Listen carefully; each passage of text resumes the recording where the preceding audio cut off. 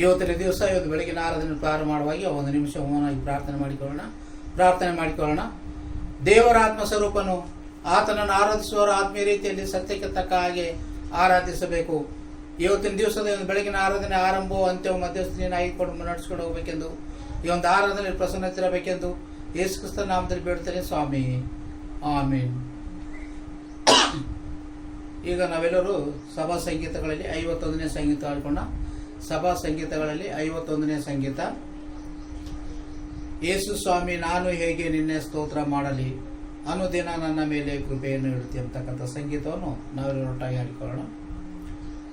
ಯೇಸು ಸ್ವಾಮಿ ನಾನು ಹೇಗೆ ನಿನ್ನ ಸ್ತೋತ್ರ ಮಾಡಲಿ, ಅನುದಿನ ನನ್ನ ಮೇಲೆ ಕೃಪೆಯನ್ನು ಇಡುತ್ತೆ. ನಾನು ಸಾಯುತ್ತಿರುವಾಗ ಕಾನೆ ಕರೆಸಿ ಸ್ವಂತ ಪ್ರಾಣ ತ್ಯಾಗ ಮಾಡಿ ನನ್ನ ಬದುಕಿಸಿದೆ. ದೂರ ದೂರ ನಾನು ಗಿದ್ದೆ, ನೀನು ಹತ್ರ ಕರೆದೆ. ನರಕ ಮಾರ್ಗದಲ್ಲಿ ಇದ್ದೆ, ತಂದೆ ಜೀವ ಮಾರ್ಗದಿ. ಈಗ ಸಮಾಧಾನವನ್ನು ನಾನು ಪಡೆದು ಕೊಂಡೇನು ಹೊಂದಿದ್ದೇನೆ. ನೀತಿಯನ್ನು ನಿನ್ನ ದಾಸನಾದೆನು. ಲೋಕಾರಣ್ಯದಲ್ಲಿ ಸುಖ ಬೇರೆ ಎಲ್ಲೋ ಸಿಕ್ಕದು.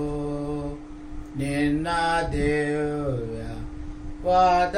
ಮುಖ ಕಂಡು ತೃಪ್ತಿಯಾಯಿತು.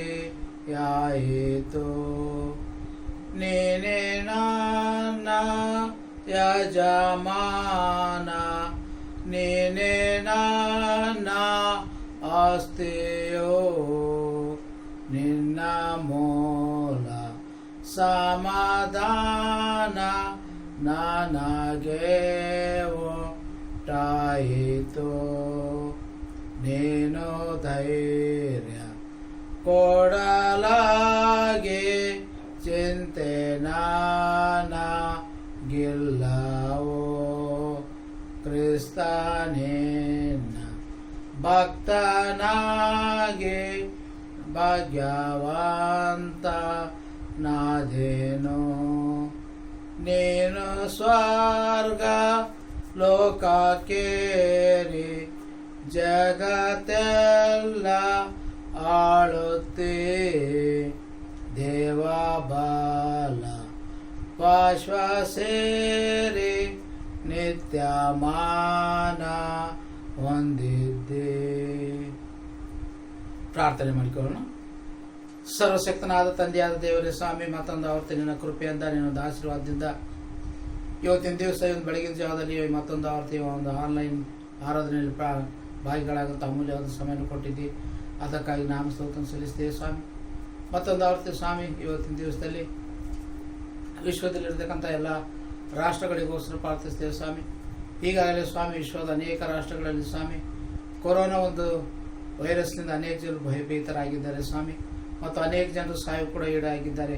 ಅದಕ್ಕೋಸ್ಕರ ಸ್ವಾಮಿ ಇವತ್ತಿನ ದಿವಸದಲ್ಲಿ ಅವರಿಗೋಸ್ಕರ ಕೂಡ ಪ್ರಾರ್ಥಿಸ್ತೇವೆ ಸ್ವಾಮಿ. ಇನ್ನೊಂದು ಗಾಯಗೊಳಿಸದಿಂದ ವಿಶ್ವದಲ್ಲಿ ಅನೇಕ ಕಡೆಗಳಲ್ಲಿ ಆಗಿರ್ತಕ್ಕಂಥ ಒಂದು ಕೊರೋನಾ ವೈರಸ್ ಅನ್ನು ಮುಟ್ಟಿ ಆದಷ್ಟು ಬೇಗನೆ ಅದು ಈ ಲೋಕದಿಂದ ಅಂತ್ಯವಾಗುವಂತೆ ಸಹಾಯ ಮಾಡು ಸ್ವಾಮಿ.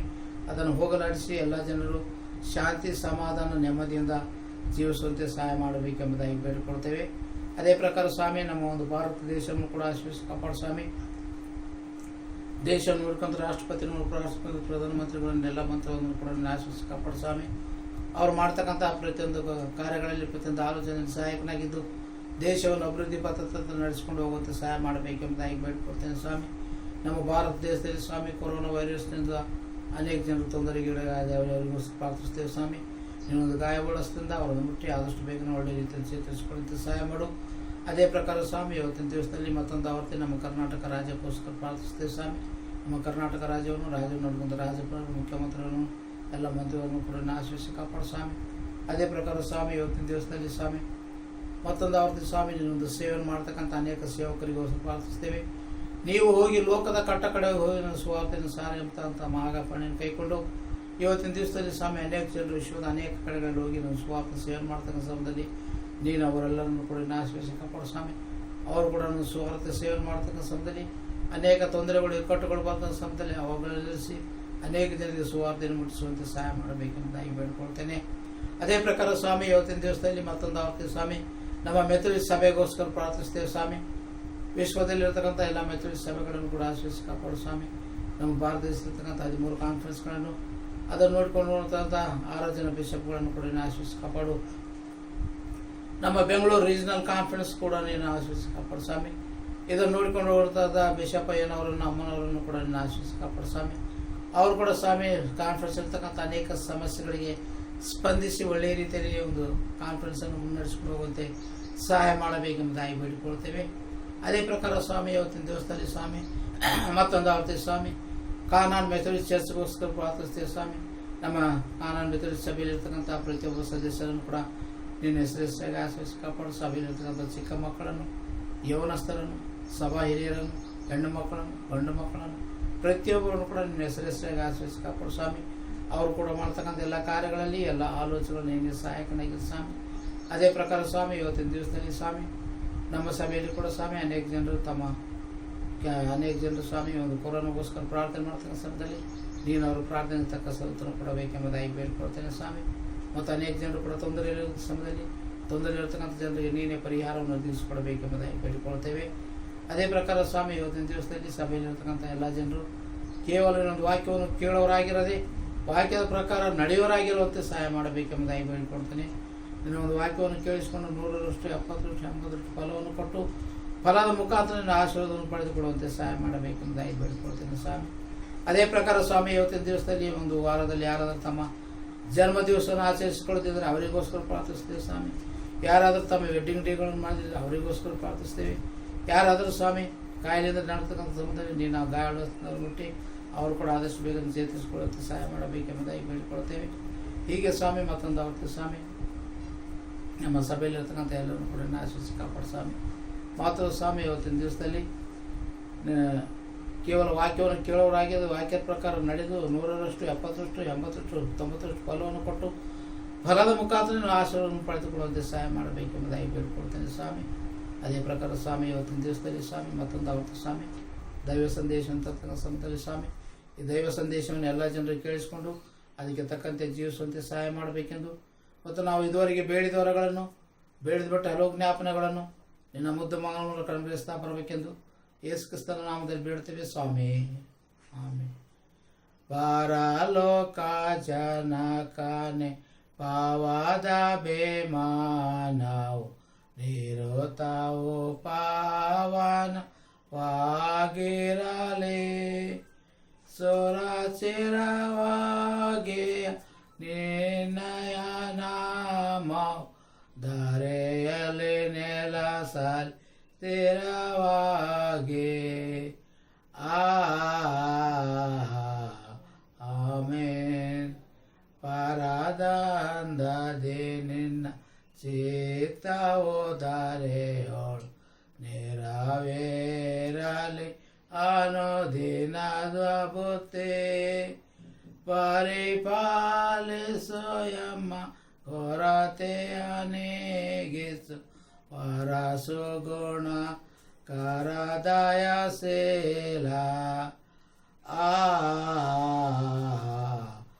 ಆಮೇನ್.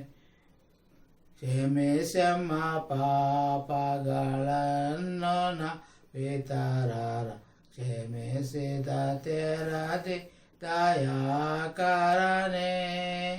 ಕ್ಷೇಮವ ಪಾಲಿಸು ದೀನರ ರಾಕ್ಷಸ ಕಾಮಿತ ಫಲ ದಾಯಕ ನೀನೆ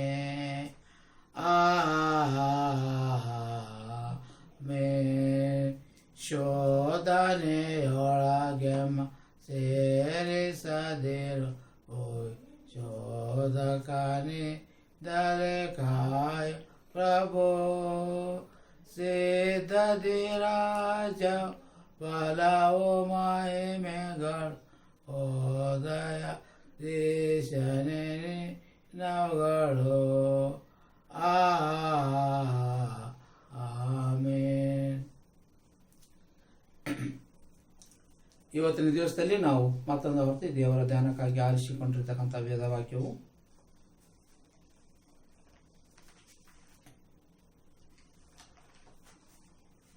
ಹೊಸ ಒಡಂಬಡಿಕೆಯಲ್ಲಿ ಯೋಹಾನನು ಬರೆದ ಸುವಾರ್ತೆ 7ನೇ ಅಧ್ಯಾಯ ವಚನಗಳು 37ರಿಂದ 43ರವರೆಗೆ. ಹೊಸ ಒಡಂಬಡಿಕೆಯಲ್ಲಿ ಯೋಹಾನನು ಬರೆದ ಸುವಾರ್ತೆ 7ನೇ ಅಧ್ಯಾಯ ವಚನಗಳು 37ರಿಂದ 43ರವರೆಗೆ ದೇವರ ವಾಕ್ಯವನ್ನು ಓದಿಕೊಳ್ಳೋಣ. ಆ ಜಾತ್ರೆಯ ಮಹಾದಿವಸವಾದ ಕಡೇ ದಿನದಲ್ಲಿ ಯೇಸು ನಿಂತುಕೊಂಡು, ಯಾವನಿಗಾದರೂ ನೀರಡಿಕೆಯಾಗಿದ್ದರೆ ಅವನು ನನ್ನ ಬಳಿಗೆ ಬಂದು ಕುಡಿಯಲಿ. ನನ್ನನ್ನು ನಂಬಿದವನ ಹೊಟ್ಟೆಯೊಳಗಿಂದ ಶಾಸ್ತ್ರದಲ್ಲಿ ಹೇಳಿರುವ ಪ್ರಕಾರ ಜೀವಕರವಾದ ನೀರಿನ ಹೊಳೆಗಳು ಹರಿಯುವವು ಎಂದು ಕೂಗಿ ಹೇಳಿದನು. ಇದನ್ನು ಯೇಸು ತನ್ನ ನಂಬಿದವರು ಹೊಂದಲಿರುವ ಪವಿತ್ರಾತ್ಮವನ್ನು ಕುರಿತು ಹೇಳಿದನು. ಆತನು ಇನ್ನೂ ತನ್ನ ಮಹಿಮೆಯ ಪದವಿಯನ್ನು ಹೊಂದದೇ ಇದ್ದ ಕಾರಣ ಪವಿತ್ರಾತ್ಮವರು ಇನ್ನೂ ಬಂದಿದ್ದಿಲ್ಲ. ಜನರಲ್ಲಿ ಕೆಲವರು ಆ ಮಾತುಗಳನ್ನು ಕೇಳಿ ನಿಜವಾಗಿ ಈತನು ಬರಬೇಕಾದ ಪ್ರವಾದಿ ಅಂದರು, ಮತ್ತು ಕೆಲವರು ಈತನು ಬರಬೇಕಾದ ಕ್ರಿಸ್ತನು ಅಂದರು. ಇನ್ನು ಕೆಲವರು ಕ್ರಿಸ್ತನು ಗಲಿಲಾಯದಿಂದ ಬರುವುದು ಹೇಗೆ? ದಾವೀದನ ಸಂತಾನದಿಂದಲೂ ದಾವೀದನು ಇದ್ದ ಬೆತ್ಲೆಹೇಮ್ ಎಂಬ ಗ್ರಾಮದಿಂದಲೂ ಕ್ರಿಸ್ತನು ಬರುವನು ಎಂಬುದಾಗಿ ಶಾಸ್ತ್ರ ಉಂಟಲ್ಲವೆಂದು ಹೇಳಿದರು. ಹೀಗೆ ಜನರಲ್ಲಿ ಆತನನ್ನು ಕುರಿತು ಭೇದ ಉಂಟಾಯಿತು. ಅವರಲ್ಲಿ ಕೆಲವರು ಆತನನ್ನು ಹಿಡಿಯಬೇಕೆಂದಿದ್ದರು, ಒಬ್ಬರು ಆತನ ಮೇಲೆ ಕೈ ಹಾಕಲಿಲ್ಲ ಎಂಬತಕ್ಕಂಥದ್ದೇ ಓದಲ್ಪಟ್ಟಿರ್ತಕ್ಕಂಥ ವೇದ ವಾಕ್ಯಗಳನ್ನು ದೇವರು ನಮ್ಮೆಲ್ಲರ ಆತ್ಮಲಾಭಕ್ಕಾಗಿ ಆಶ್ವಸಿಸಲಿ. ಆಮೀನ್.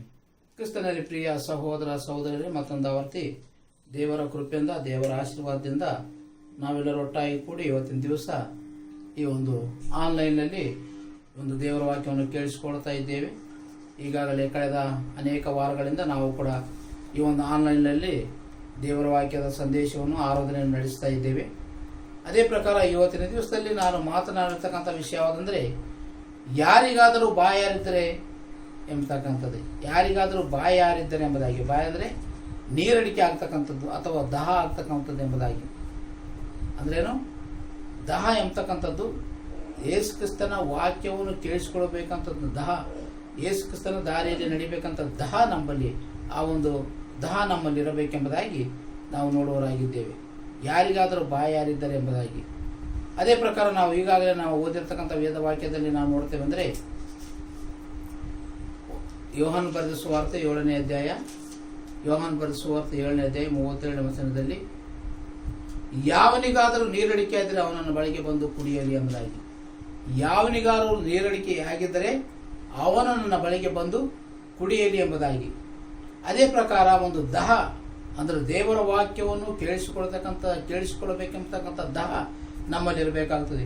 ಯಾವಾಗ ದಾಹ ಇರ್ತದೋ ಅಂಥ ಸಮಯದಲ್ಲಿ ಆ ದಾಹವನ್ನು ನೀರಿಸಿಕೊಳ್ಳಬೇಕಾದ್ರೆ ದೇವರ ವಾಕ್ಯವನ್ನು ಕೇಳಿಸಿಕೊಂಡು ದೇವರ ವಾಕ್ಯ ಪ್ರಕರಣದ ಸಮಯದಲ್ಲಿ ಒಂದು ದಾಹ ಎಂಬತಕ್ಕಂಥದ್ದು ನೀಗುತ್ತದೆ. ಉದಾಹರಣೆಗೆ ನಮಗೆ ನೀರಡಿಕೆ ಆದ ಸಮಯದಲ್ಲಿ ನೀರನ್ನು ಕುಡಿದ ಸಮಯದಲ್ಲಿ ನಮಗೆ ತೃಪ್ತಿ ಆಗ್ತದೆ, ಆ ಒಂದು ದಾಹ ನಮಗೆ ನೀಗುತ್ತದೆ. ಅದೇ ಪ್ರಕಾರ ಅದಕ್ಕೋಸ್ಕರ ಅಂದರೆ ಯಾರಿಗಾದರೂ ಬಾಯಿದ್ದರೆ ಅವನು ನನ್ನ ಬಳಿಗೆ ಒಂದು ಕುಡಿಯಲಿ ಎಂಬುದಾಗಿ ನಾವು ನೋಡ್ತೇವೆ. ಅದೇ ಪ್ರಕಾರ ಯೆಶಾಯನ ಪ್ರವಾದನ ಗ್ರಂಥ 55ನೇ ಅಧ್ಯಾಯ 1ನೇ ವಚನ. ಯೆಶಾಯನ ಪ್ರವಾದನ ಗ್ರಂಥ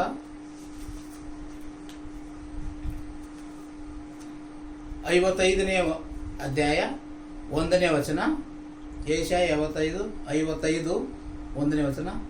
ಎಲೈ ಬಾಯಾರಿದ ಸಕಲ ಜನರೇ, ನೀರಲ್ಲಿ ಬಳಿಗೆ ಬನ್ನಿರಿ, ಹಣವಿಲ್ಲದವನು ಸಹ ಬರಲಿ. ಬನ್ನಿರಿ, ಕೊಂಡುಕೊಳ್ಳಿರಿ, ಉಣ್ಣಿರಿ, ಬಂದು ದ್ರಾಕ್ಷಾರಸವನ್ನು ಹಾಲನ್ನು ಹಣ ಕೊಡೋದ್ರಿ ಕೈಯಲ್ಲಿ ತೆಗೆದುಕೊಳ್ಳಿ ಎಂಬುದಾಗಿ. ಎಲೈ ಬಾಯಾರಿದ ಸಕಲ ಜನರೇ ಎಂಬುದಾಗಿ ಹೇಳ್ತಾನೆ. ಅಲ್ಲಿ ಈ ಪ್ರವಾದಿಯ ದೇಶ ಅಂದರೆ ಎಲೈ ಬಾಯಾರಿದ ಸಕಲ ಜನರೇ ನನ್ನ ಬಳಿಗೆ ಬಂದು ನೀವು ಒಂದು ದಾಹವನ್ನು ತೀರಿಸಿಕೊಳ್ಳ್ರಿ ಎಂಬುದಾಗಿ ಹೇಳ್ತಾನೆ. ಅಂದರೆ ಯೇಸು ಕ್ರಿಸ್ತನ ವಾಕ್ಯ ಅಂತಕ್ಕಂಥ ದಾಹವನ್ನು ನಾವು ತಿಳಿದುಕೊಂಡು ಆ ಒಂದು ದಾಹವನ್ನು ನೀಗಿಸಿಕೊಳ್ಳಬೇಕೆಂಬುದಾಗಿ ನೋಡ್ತೇವೆ. ಮತ್ತಾಯನ ಬರೆದ ಸುವಾರ್ತೆ 5ನೇ ಅಧ್ಯಾಯ 6ನೇ ವಚನ. ಮತ್ತಾಯನ ಬರೆದ ಸುವಾರ್ತೆ 5ನೇ ಅಧ್ಯಾಯ 6ನೇ ವಚನ. ನೀತಿಗೆ ಹಸಿದು ಬಾಯಾರಿದವರು ಧನ್ಯರು, ಅವರಿಗೆ ತೃಪ್ತಿಯಾಗುವುದು ಎಂಬುದಾಗಿ. ನೀತಿಗೆ ಹಸಿದು ಬಾಯಾರಿದವರು ಧನ್ಯರು. ಯಾರು ನೀತಿಗೆ ಹಸಿದು ಬಾಯಾರಿದವರು ಅವರು ಧನ್ಯರು, ಅವರಿಗೆ ತೃಪ್ತಿಯಾಗುವುದೆಂಬುದಾಗಿ ದೇವರ ವಾಕ್ಯವು ಸ್ಪಷ್ಟವಾಗಿ ನಮಗೆ ತಿಳಿಸಲ್ಪಡ್ತಕ್ಕಂಥದ್ದಾಗಿದೆ. ನಾವು ನೀತಿ ಅಂತಕ್ಕಂಥದ್ದಕ್ಕೆ ನಾವು ಹಸಿದು ಬಾಯಾರಿದವರಾಗಿರಬೇಕು. ಅಂಥ ಸಮಯದಲ್ಲಿ ಅದಕ್ಕೆ ನಮಗೆ ತೃಪ್ತಿ ಆಗ್ತದೆ ಎಂಬುದಾಗಿ ದೇವರ ವಾಕ್ಯವು ಸ್ಪಷ್ಟವಾಗಿ ನಮಗೆ ತಿಳಿಸಲ್ಪಡುತ್ತದೆ. ಕೀರ್ತನೆಗಳು 42 1 ಮತ್ತು 2ನೇ ವಚನ. ಕೀರ್ತನೆಗಳು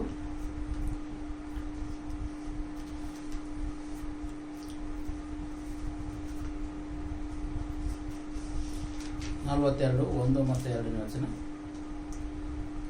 ದೇವರೇ, ಬಾಯಾರಿದ ಜಿಂಕೆಯು ನೀರಿನ ತೊರೆಗಳನ್ನು ಹೇಗೋ ಹಾಗೆಯೇ ನನ್ನ ಮನವು ನಿನ್ನನ್ನು ಬಯಸುತ್ತದೆ.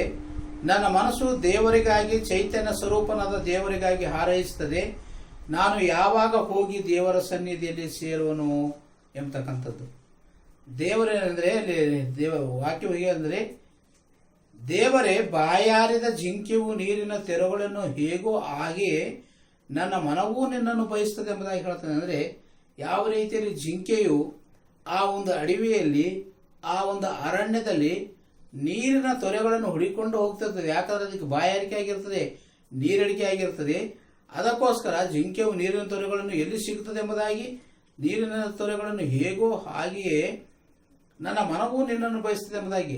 ಆ ರೀತಿ ಎಂಬತಕ್ಕಂಥ ದೇವರ ವಾಕ್ಯವನ್ನು ಕೇಳಿಸಿಕೊಳ್ಳಬೇಕು, ದೇವರ ವಾಕ್ಯದ ಪ್ರಕಾರ ಎಣಬೇಕು, ದೇವರ ವಾಕ್ಯವನ್ನು ದಿನಾಲು ಧ್ಯಾನ ಮಾಡಬೇಕೆಂಬತಕ್ಕಂಥ ಒಂದು ರೀತಿಯ ಬಾಯಾರಿಕೆ ನಮ್ಮಲ್ಲಿ ಇರಬೇಕೆಂಬುದಾಗಿ ಹೇಳುತ್ತದೆ. ನನ್ನ ಮನಸ್ಸು ದೇವರಿಗಾಗಿ, ಚೈತನ್ಯ ಸ್ವರೂಪನಾದ ದೇವರಿಗಾಗಿ ಹಾರೈಸುತ್ತದೆ ಎಂಬುದಾಗಿ. ನನ್ನ ಮನಸ್ಸು ದೇವರಿಗಾಗಿ, ಚೈತನ್ಯ ಸ್ವರೂಪನಾದ ದೇವರಿಗಾಗಿ ಹಾರೈಸುತ್ತದೆ ಎಂಬುದಾಗಿ ನೋಡುತ್ತದೆ. ಯಾವಾಗ ನಾವು ಆ ರೀತಿ ಇರ್ತದೋ ಅಂಥ ಸಮಯದಲ್ಲಿ ನಮ್ಮ ಮನಸ್ಸು ದೇವರಿಗಾಗಿ, ಚೈತನ್ಯ ಸ್ವರೂಪನಾದ ದೇವರಿಗಾಗಿ ಹಾರೈಸ್ತದೋ, ನಾನು ಯಾವಾಗ ಹೋಗಿ ದೇವರ ಸನ್ನಿಧಿಯಲ್ಲಿ ಸೇರುವನೋ ಅಂತಕ್ಕಂಥ ನಮ್ಮಲ್ಲಿರಬೇಕೆಂಬುದಾಗಿ ನೋಡ್ತೇವೆ. ಅದೇ ಪ್ರಕಾರ ಮುಂದೆ ನಾವು ನೋಡ್ತೇವೆ ಅಂದರೆ, ದೇವರು ನಿನ್ನಲ್ಲಿರುವ ದಹವನ್ನು ಆತನು ನೋಡುವವನಾಗಿದ್ದಾನೆ. ದೇವರು ನಮ್ಮಲ್ಲಿರ್ತಕ್ಕಂಥ ದಹವನ್ನು ಆತನು ನೋಡ್ತಕ್ಕಂಥವನಾಗಿದ್ದಾನೆ. ಈ ಕೀರ್ತನೆಗಳು 63ನೇ ಅಧ್ಯಾಯ 1ನೇ ವಚನ. ಕೀರ್ತನೆಗಳು 63 1ನೇ ವಚನ.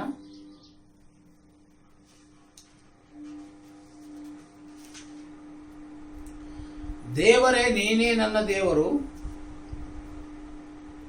ದೇವರೇ, ನೀನೇ ನನ್ನ ದೇವರು, ನಾನು ನಿನ್ನ ದರ್ಶನವನ್ನು ಕುತೂಹಲದಿಂದ ನೋಡ್ತೇನೆ. ನೀರಿಲ್ಲದ ಒಣಗಿದ ಭೂಮಿಯಲ್ಲಿದ್ದವನು ನೀರಿಗಾಗಿಯೋ ಎಂಬಂತೆ ನನ್ನ ಆತ್ಮವು ನಿನಗಾಗಿ ಆತುರಗೊಳ್ಳುತ್ತದೆ, ಶರೀರವು ಕುಂದುತ್ತದೆ ಎಂಬುದಾಗಿ. ನೋಡ್ರಿ, ನೀರಿಲ್ಲದೆ ಒಣಗಿದ ಭೂಮಿಯಲ್ಲಿ ನೀರಿಗಾಗಿಯೋ ಎಂಬಂತೆ ನನ್ನ ಆತ್ಮವು ನಿನಗಾಗಿ ಆತುರಗೊಳ್ಳುತ್ತದೆ ಎಂಬುದಾಗಿ ಹೇಳ್ತಾನೆ. ನಮ್ಮ ಆತ್ಮ ಆ ರೀತಿಯಲ್ಲಿ ಆತುರಗೊಳ್ಳಬೇಕು. ದೇವರ ವಾಕ್ಯಕ್ಕೆ ಅದು ಆತುರಗೊಳ್ಳಬೇಕೆಂಬುದಾಗಿ ದೇವರ ವಾಕ್ಯವು ಸ್ಪಷ್ಟವಾಗಿ ನಮಗೆ ಹೇಳ್ತಕ್ಕಂಥದ್ದು. ನಮಗೆ ಯಾವುದರ ಮೇಲೆ ದಾಹ ಇರಬೇಕೆಂಬುದಾಗಿ ನೋಡ್ತೇವೆ. ನಾವು ಯಾವುದರ ಮೇಲೆ ನಮಗೆ ದಾಹ ಇರಬೇಕೆಂಬುದಾಗಿ ನೋಡಿದ ಸಮಯದಲ್ಲಿ ಆತ್ಮೀಕ ಸಂತೋಷದ ಮೇಲೆ ದಾಹ ಎಂಬುದಾಗಿ, ಆತ್ಮೀಕವಾದ ಸಂತೋಷದ ಮೇಲೆ ನಮಗೆ ದಾಹ ಇರಬೇಕಾಗುತ್ತದೆ. ಕೀರ್ತನೆಗಳು 16 11ನೇ ವಚನ. ಕೀರ್ತನೆಗಳು 16 11ನೇ ವಚನದಲ್ಲಿ ಹೇಳ್ತಂದ್ರೆ, ನೀನು ನನಗೆ ಜೀವ ಮಾರ್ಗವನ್ನು ತಿಳಿಯಪಡಿಸುವಿ, ನಿನ್ನ ಸಮ್ಮುಖದಲ್ಲಿ ಪರಿಪೂರ್ಣ ಸಂತೋಷವಿದೆ, ನಿನ್ನ ಬಲಗೈಯಲ್ಲಿ ಶಾಶ್ವತವಾದ ಭಾಗ್ಯವೆಂಬುದಾಗಿ. ನಿನ್ನ ಸಮ್ಮುಖದಲ್ಲಿ, ದೇವರ ಸಮ್ಮುಖದಲ್ಲಿ ಪರಿಪೂರ್ಣವಾದ ಸಂತೋಷ ಇರ್ತದೆ. ಎಲ್ಲಿ ಕೂಡ ನಮಗೆ ಸಂತೋಷ ಸಿಗುವುದಿಲ್ಲ, ಸಮಾಧಾನ ಸಿಗುವುದಿಲ್ಲ, ನೆಮ್ಮದಿ ಸಿಗುವುದಿಲ್ಲ. ಎಲ್ಲಿ ಸಂತೋಷ ಸಿಗ್ತದಂದ್ರೆ ದೇವರ ಸಮ್ಮುಖದಲ್ಲಿ, ನಿನ್ನ ಸಮ್ಮುಖದಲ್ಲಿ ಪರಿಪೂರ್ಣವಾದ ಸಂತೋಷವಿದೆ. ಅರ್ಧಬರ್ಧ ಸಂತೋಷವಲ್ಲ, ಕ್ಷಣಿಕವಾದದಲ್ಲ, ಪರಿಪೂರ್ಣವಾಗಿರ್ತಕ್ಕಂಥದ್ದು ಸಂತೋಷ. ನಿನ್ನ ಸಮ್ಮುಖದಲ್ಲಿ ಪರಿಪೂರ್ಣವಾದ ಸಂತೋಷವಿದೆ, ನಿನ್ನ ಬಲಗೈಯಲ್ಲಿ ಶಾಶ್ವತವಾದ ಭಾಗ್ಯವಿದೆ ಅಂತ ಹೇಳ್ತೇವೆ. ದೇವರ ಹತ್ರ ಶಾಶ್ವತವಾಗಿರತಕ್ಕಂಥ ಭಾಗ್ಯವಿದೆ ಎಂಬುದಾಗಿ ನೋಡ್ತೇವೆ. ಯಾವಾಗ ಅಂದರೆ ನಾವು ಆತ್ಮೀಕ ಸಂತೋಷದ ಮೇಲೆ ದಾಯಗೊಂಡ ಸಮಯದಲ್ಲಿ ನಾವು ದೇವರ ಸಮ್ಮುಖದಲ್ಲಿ ಬರಬೇಕು. ದೇವರ ಸಮ್ಮುಖದಲ್ಲಿ ಬಂದ ಸಮಯದಲ್ಲಿ ನಮಗೆ ಪರಿಪೂರ್ಣವಾದ ಸಂತೋಷ ಸಿಗ್ತದೆ, ಸಮಾಧಾನ ಸಿಗ್ತದೆ, ನೆಮ್ಮದಿ ಸಿಗ್ತದೆ. ಅದೇ ಪ್ರಕಾರ ಆತನ ಬಲಗೈಯಲ್ಲಿ ಶಾಶ್ವತವಾದ ಭಾಗ್ಯವಿದೆ ಎಂಬುದಾಗಿ ನೋಡ್ತೇವೆ. ಯಾವಾಗಂದರೆ ನಾವು ಆತ್ಮೀಕ ಸಂತೋಷದ ಮೇಲೆ ದಾಗೊಂಡ ಸಮಯದಲ್ಲಿ ಆ ರೀತಿ ನಮಗೆ ಸಿಗ್ತಕ್ಕಂಥದ್ದಾಗಿದೆ ಎಂಬುದಾಗಿ ನೋಡ್ತೇವೆ. ರೋಮಾಪುರದವರಿಗೆ ಬರೆದ ಪತ್ರಿಕೆ 14ನೇ ಅಧ್ಯಾಯ 17ನೇ ವಚನ.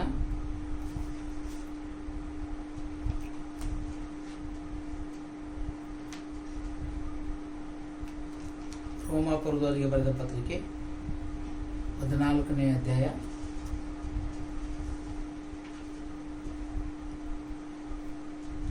17ನೇ ವಚನದಲ್ಲಿ ಹೇಳಿದ್ರೆ, ಯಾಕಂದರೆ ತಿನ್ನುವುದು ಕುಡಿಯೋದು ದೇವರ ರಾಜ್ಯವಲ್ಲ, ನೀತಿಯು ಸಮಾಧಾನವು ಪವಿತ್ರಾತ್ಮದಿಂದ ಆಗುವ ಆನಂದವಾಗಿದೆ ಎಂಬುದಾಗಿ. ತಿಂತಕ್ಕಂಥದ್ದು ಕುಡಿಯತಕ್ಕಂಥದ್ದು ಇದು ದೇವರ ರಾಜ್ಯವಲ್ಲ ಎಂಬುದಾಗಿ. ಅನೇಕ ಜನರು ಏನಂದರೆ ಎಲ್ಲಿ ಸಂತೋಷ ಸಿಗ್ತದೆ ಎಂಬುದಾಗಿ ಚೆನ್ನಾಗಿ ತಿನ್ನಬೇಕು, ಚೆನ್ನಾಗಿ ಕುಡಿಯಬೇಕೆಂಬುದಾಗಿ ಹೇಳ್ತಾರೆ. ಚೆನ್ನಾಗಿ ತಿನ್ನುವುದರಿಂದ ಕುಡಿಯೋದಿಲ್ಲ. ಅದಕ್ಕೋಸ್ಕರ ಅಂದರೆ ಯಾಕಂದರೆ ತಿನ್ನುವುದು ಕುಡಿಯೋದು ದೇವರ ರಾಜ್ಯವಲ್ಲ, ನೀತಿಯು ಸಮಾಧಾನವು ಪವಿತ್ರಾತ್ಮದಿಂದ ಆಗುವ ಆನಂದವೂ ಆಗಿದೆ ಎಂಬುದಾಗಿ ಹೇಳ್ತೇವೆ. ನಮಗೆ ಯಾವಾಗ ಸಿಗ್ತದೆ ಅಂದರೆ ತಿನ್ನೋದ್ರಿಂದ ಕುಡಿಯೋದ್ರಿಂದ ನಮಗೆ ಸಮಾಧಾನ ಸಿಗುವುದಿಲ್ಲ. ಎಲ್ಲಿ ಸಿಗ್ತದಂದರೆ ನೀತಿಯು ಸಮಾಧಾನವು ಪವಿತ್ರಾತ್ಮನಿಂದ ಆಗುವ ಆನಂದವು ಎಂಬುದಾಗಿ. ಅಂದರೆ ನಮಗೆ ನೀತಿ ಸಮಾಧಾನ ಎಂಬತಕ್ಕಂಥದ್ದು ಪವಿತ್ರಾತ್ಮನಿಂದ ಆಗ್ತಕ್ಕಂಥ ಆನಂದವು ನಮಗೆ ಸಿಗ್ತಕ್ಕಂಥದ್ದಾಗಿದೆ ಎಂಬುದಾಗಿ ನೋಡ್ತೇವೆ. ನೀತಿಯು ಸಮಾಧಾನವು ಪವಿತ್ರಾತ್ಮನಿಂದ ಆಗುವ ಆನಂದವು ಆಗಿದೆ ಎಂಬುದಾಗಿ ನಾವು ನೋಡ್ತೇವೆ.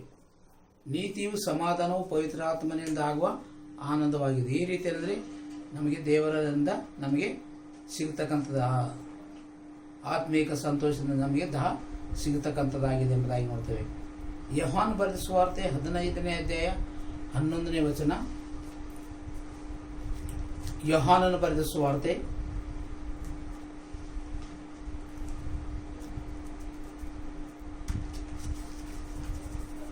ಯೋಹಾನನು ಬರೆದ ಸುವಾರ್ತೆ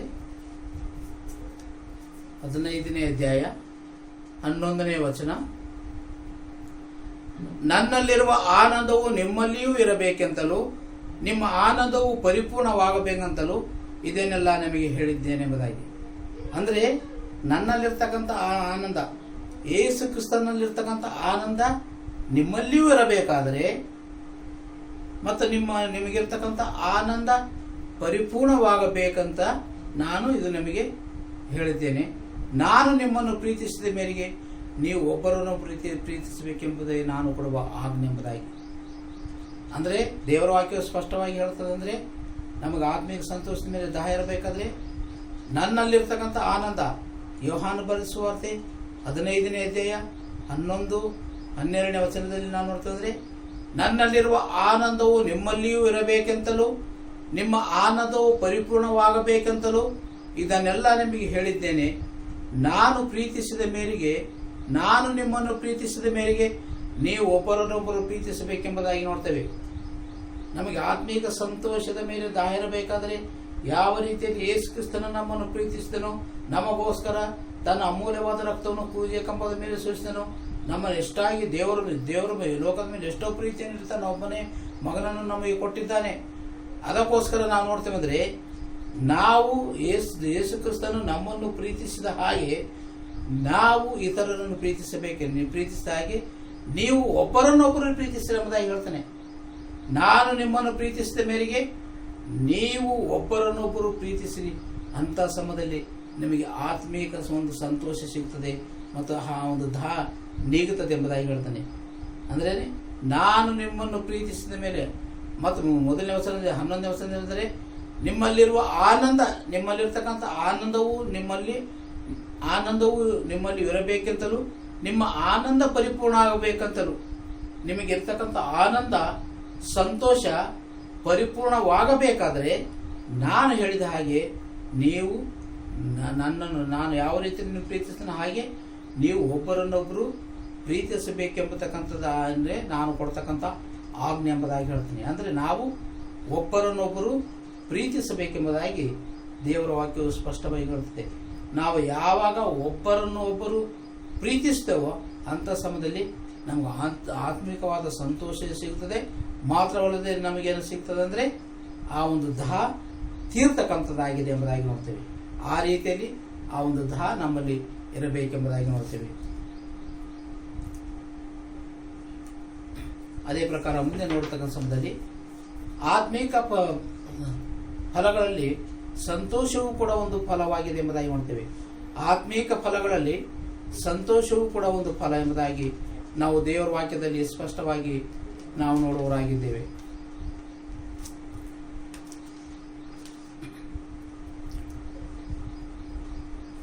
ಶ್ರೀ ಪೌಲನು ಗಲಾತ್ಯದವರಿಗೆ ಬರೆದ ಪತ್ರಿಕೆ 5ನೇ ಅಧ್ಯಾಯ 22 ಮತ್ತು 23 ವಚನ. ಶ್ರೀ ಪೌಲನು ಗಲಾತ್ಯದವರಿಗೆ ಬರೆದ ಪತ್ರಿಕೆ 5ನೇ ಅಧ್ಯಾಯ 22 ಮತ್ತು 23 ವಚನವನ್ನು ಓದಿಕೊಳ್ಳೋಣ. ದೇವರಾತ್ಮನಿಂದ ಉಂಟಾಗುವ ಫಲವೇನೆಂದರೆ ಪ್ರೀತಿ, ಸಂತೋಷ, ಸಮಾಧಾನ, ದೀರ್ಘಶಾಂತಿ, ದಯೆ, ಉಪಕಾರ, ನಂಬಿಕೆ, ಸಾಧುತ್ವ, ಶಮದಮೆ ಇಂಥವುಗಳೇ ಎಂಬುದಾಗಿ. ಅಂದರೆ ದೇವರಾತ್ಮನಿಂದ ಉಂಟಾಗುವ ಫಲವೇನೆಂದರೆ ಮೊದಲನೇದಾಗಿ ಪ್ರೀತಿ ಅಂತಕ್ಕಂಥದ್ದು ನಮ್ಮಲ್ಲಿರಬೇಕೆಂಬುದಾಗಿ ಹೇಳ್ತಾನೆ. ಪ್ರೀತಿ ಇರಬೇಕು ಮತ್ತು ಸಂತೋಷ ಇರಬೇಕು, ಸಮಾಧಾನ ಇರಬೇಕು, ದೀರ್ಘಶಾಂತಿ ಅಂತಕ್ಕಂಥದ್ದು ಇರಬೇಕು, ಮತ್ತು ಇತರರಿಗೆ ದಯೆಯನ್ನು ತೋರಿಸುವವರಾಗಿರಬೇಕು, ಉಪಕಾರವನ್ನು ಮಾಡ್ತಕ್ಕಂಥವರಾಗಿರಬೇಕು. ಅಂಥ ಸಮಯದಲ್ಲಿ ನಮಗೆ ಆತ್ಮಿಕವಾದ ಸಂತೋಷ ಸಿಗ್ತದೆ. ಅದರಿಂದ ನಾವು ನೋಡ್ತೇವೆ ಅಂದರೆ ಆ ಒಂದು ದಹ ನಮಗೆ ತೀರ್ತಕ್ಕಂಥದ್ದಾಗಿದೆ. ದೇವರಾತ್ಮನೆ ಉಂಟಾಗುವ ಫಲವೇನೆಂದರೆ ಪ್ರೀತಿ, ಸಂತೋಷ, ಸಮಾಧಾನ, ದೀರ್ಘಶಾಂತಿ, ದಯೆ, ಉಪಕಾರ, ನಂಬಿಕೆ, ಸಾಧುತ್ವ ಎಂಬುದಾಗಿ ನೋಡ್ತೇವೆ. ಅಂದರೆ ದೇವರಾತ್ಮದಿಂದ ನಮಗೆ ಉಂಟಾಗತಕ್ಕಂಥ ಫಲ ಅಂದರೆ ಮೊದಲನೇದಾಗಿ ಸಂತೋಷ ಸಿಗುತ್ತದೆ, ಸಮಾಧಾನ ಸಿಗುತ್ತದೆ, ದೀರ್ಘಶಾಂತಿ ಸಿಗುತ್ತದೆ, ಮತ್ತು ಇತರೆ ದಯೆಯನ್ನು ಸಿಗ್ತಕ್ಕಂಥದ್ದಾಗಿದೆ. ಉಪಕಾರ, ನಂಬಿಕೆ, ಸಾಧುತ್ವ ಇಂಥವುಗಳು ಎಂಬುದಾಗಿ, ಶಮದಮೆ ಇಂಥವುಗಳು ಎಂಬುದಾಗಿ ದೇವರ ವಾಕ್ಯವು ಸ್ಪಷ್ಟವಾಗಿ ನಮಗೆ ತಿಳಿಸ್ತಕ್ಕಂಥದ್ದಾಗಿದೆ. ಯಾಕೋಬನು ಬರೆದ ಪತ್ರಿಕೆ 5ನೇ ಅಧ್ಯಾಯ 13ನೇ ವಚನ. ಯಾಕೋಬನು ಬರೆದ ಪತ್ರಿಕೆ 5ನೇ ಅಧ್ಯಾಯ 13ನೇ ವಚನದಲ್ಲಿ, ನಿಮ್ಮಲ್ಲಿ ಬಾಧೆ ಪಡುವವನು ಇದ್ದಾನೋ ಅವನು ದೇವರನ್ನು ಪ್ರಾರ್ಥಿಸಲೆಂಬುದಾಗಿ. ನಿಮ್ಮಲ್ಲಿ ಯಾರಾದರೂ ಬಾಧೆ ಪಡತಕ್ಕಂಥವ್ರು ಇದ್ದರೆ ಅವನು ದೇವರಲ್ಲಿ ಪ್ರಾರ್ಥಿಸಲಿ. ನಿಮ್ಮಲ್ಲಿ ಸಂತೋಷ ಪಡುವವನಿದ್ದಾನೋ ಅವನು ಕೀರ್ತನೆ ಹಾಡಲಿ. ನಿಮ್ಮಲ್ಲಿ ಯಾರಾದರೂ ಸಂತೋಷ ಪಡ್ತಕ್ಕಂಥವ್ರು ಇದ್ದರೆ ಅವರು ದೇವರಿಗೆ ಕೀರ್ತನೆಯನ್ನು ಹಾಡಲಿ. ನಿಮ್ಮಲ್ಲಿ ಅಸ್ವಸ್ಥನಾಗಿರುವವನಿದ್ದಾನೋ ಅವನು ಸಭೆಯನ್ನು ಕರೆ ಕಳಿಸಲಿ. ಅವನು ಕರ್ತನಾದ ಹೆಸರಿನಿಂದ ಅವರಿಗೆ ಎಣ್ಣೆ ಹಚ್ಚಿ ಅವರಿಗೋಸ್ಕರ ದೇವರನ್ನು ಪ್ರಾರ್ಥಿಸಲಿ ಎಂಬುದಾಗಿ ನೋಡ್ತೇವೆ. ಈ ರೀತಿ ನಮಗೆ ಆತ್ಮೀಕವಾದ ಸಂತೋಷ ನಮಗೆ ಸಿಗತಕ್ಕಂಥದ್ದಾಗಿದೆ. ಅದರಿಂದ ಫಲ ಇಂಗತಕ್ಕಂಥದ್ದಾಗಿದೆ ಎಂಬುದಾಗಿ ನಾವು ನೋಡುವವರಾಗಿದ್ದೇವೆ. ಹೌದು, ಕ್ರಿಸ್ತನಲ್ಲಿ ಪ್ರಿಯವರಾದರೆ ನಮ್ಮಲ್ಲಿ ಆತ್ಮಿಕ ಸಂತೋಷದ ಮೇಲೆ ನಮಗೆ ದಾಹ ಇರಬೇಕೆಂಬುದಾಗಿ ನಾವು ನೋಡ್ತೇವೆ. ಆತ್ಮಿಕ ಸಂತೋಷದ ಮೇಲೆ ನಮಗೆ ದಾಹ ಇರಬೇಕು. ಮತ್ತು ಎರಡನೇದಾಗಿ ದೈವಿಕ ಪ್ರೀತಿಗಾಗಿ ನಮಗೆ ದಾಹ ಇರಬೇಕು. ರೋಮ 5:5 ರೋಮಾಪುರದವರಿಗೆ ಬರೆದ ಪತ್ರಿಕೆ, ಶ್ರೀ ಪೌಲನು ರೋಮಾಪುರದವರಿಗೆ ಬರೆದ ಪತ್ರಿಕೆ 5ನೇ ಅಧ್ಯಾಯ 5ನೇ ವಚನ. ಈ ನಿರೀಕ್ಷೆಯು ನಮ್ಮ ಆದೇಶವನ್ನು ಭಂಗಪಡಿಸುವುದಿಲ್ಲ. ನಮಗೆ ಕೊಟ್ಟಿರುವ ಪವಿತ್ರಾತ್ಮನ ಮೂಲಕವಾಗಿ ದೇವರ ಪ್ರೀತಿ ರಸವು ನಮ್ಮ ಹೃದಯಗಳಲ್ಲಿ ಧಾರಾಳವಾಗಿ ಸುರಿದಿದೆ ಎಂಬುದಾಗಿ ದೇವರ ಪ್ರೀತಿ ರಸವು ನಮ್ಮ ಹೃದಯಗಳಲ್ಲಿ ಧಾರಾಳವಾಗಿ ಸುರಿಯಬೇಕೆಂಬುದಾಗಿ ಹೇಳ್ತಾನೆ. ದೇವರ ಪ್ರೀತಿ ರಸ ನಮ್ಮಲ್ಲಿ ಧಾರಾಳವಾಗಿ ಸುರಿಯಬೇಕೆಂಬುದಾಗಿ ಅದು ದೈವಿಕ ಪ್ರೀತಿಯನ್ನು ನಮಗೆ ಕೊಡ್ತಕ್ಕಂಥದ್ದಾಗಿದೆ. ಹೊಸ ಒಡಂಬಡಿಕೆಯಲ್ಲಿ ನಾವು ನೋಡ್ತೀವಿ ಅಂದರೆ ಲೂಕನು ಬರೆದ ಸುವಾರ್ತೆ 10ನೇ ಅಧ್ಯಾಯ, ಲೂಕನು ಬರೆದ ಸುವಾರ್ತೆ 10ನೇ ಅಧ್ಯಾಯ ವಚನಗಳು 25ರಿಂದ 28ರವರೆಗೆ ನಾವು ಓದಿಕೊಳ್ಳೋಣ. ಶ್ರೀ ಲೂಕನು ಬರೆದ ಸುವಾರ್ತೆ 10ನೇ ಅಧ್ಯಾಯ ವಚನಗಳು 25ರಿಂದ 28ರವರೆಗೆ.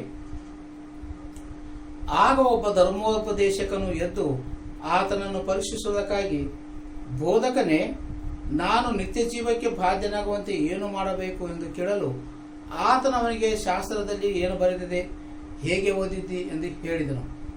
ಅದಕ್ಕೆ ಅವನು, ನಿನ್ನ ದೇವರಾಗಿರುವ ಕರ್ತನನ್ನು ನಿನ್ನ ಪೂರ್ಣ ಹೃದಯದಿಂದಲೂ, ನಿನ್ನ ಪೂರ್ಣ ಪ್ರಾಣದಿಂದಲೂ, ನಿನ್ನ ಪೂರ್ಣ ಶಕ್ತಿಯಿಂದಲೂ, ನಿನ್ನ ಪೂರ್ಣ ಬುದ್ಧಿಯಿಂದಲೂ ಪ್ರೀತಿಸಬೇಕು ಮತ್ತು ನಿನ್ನ ನೆರೆಯವರನ್ನು ನಿನ್ನಂತೆ ಪ್ರೀತಿಸಬೇಕೆಂದು ಬರೆದಿದೆ ಅಂದನು.